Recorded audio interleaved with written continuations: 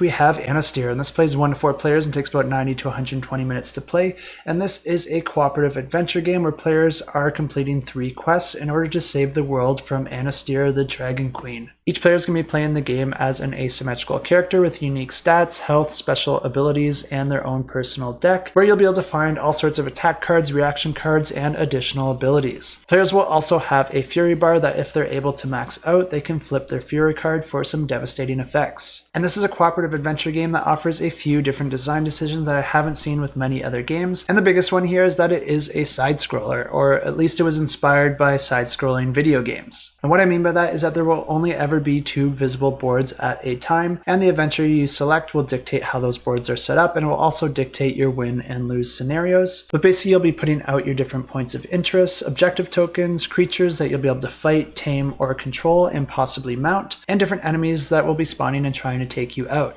As players explore the board and then move along to the next portion of the map, the whole board is going to slide over, removing one of these boards and then adding a new one to the other side. And the game plays over a series of rounds, each with 5 phases, and the first phase is the hero prep, and this is where players are going to be drawing a hand of cards from their own personal deck, and then discarding as many as they would like in order to draw more cards. But if players have taken damage, they're also going to have injury cards added into their hand, and those remain into your hand until you resolve them, which will clog up your deck and limit the amount of options that you have available. The next phase is the initiative phase, where most of the time nothing really happens, but occasionally different events can occur that can change the order that the different characters and enemies activate, and at that point you would be managing that in this phase. And then next we have the action phase, where the majority of the game takes place, and this is where players will be able to do things like prepare a combo, trigger a combo, heal themselves or other players, move around or interact with different points of interest on the map, use an item, use their fury, or tame or mount different creatures, or throw enemies at other enemies, because yes,